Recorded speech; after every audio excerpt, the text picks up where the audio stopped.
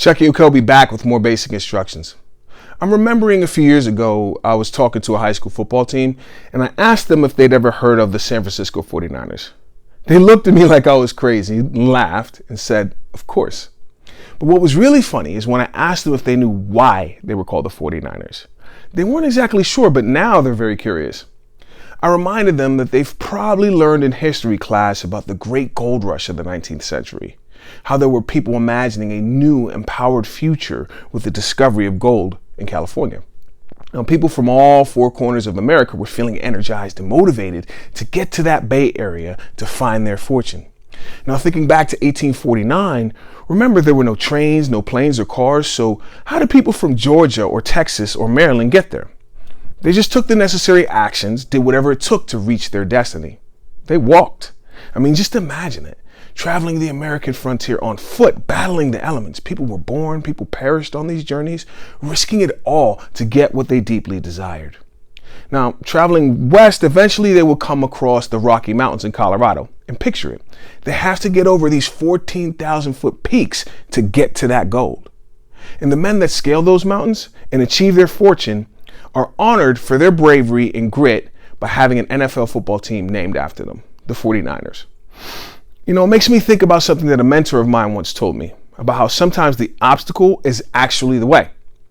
See, when we face obstacles in our journey to reach our goals, it's actually a sign that we're headed in the right direction. I mean, just think about it.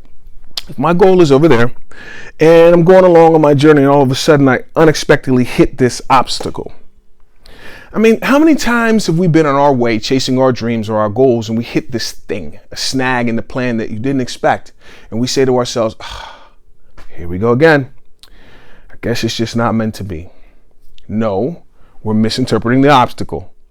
If I hit this on my way, it's actually a sign that I'm on the right path, because if my goal was over there, then this would not be an obstacle, now would it? Because it is in my way, I know I'm on the right path. I mean, just like those 49ers, my fortune is just on the other side of it. If I conquer this, then that goal will be my reward. I mean, challenges are going to come up, unexpected roadblocks in our career and our lives.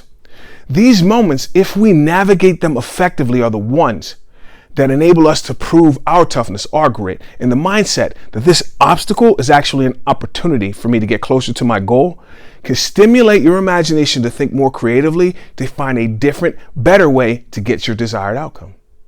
It all goes back to the story I'm telling myself in my mind about what's in my way, what this obstacle means. Does it mean that my dream is over? Or is it a sign that I'm getting closer to making it mine? Control the story. See this as an opportunity and use that mindset to push forward towards your goals.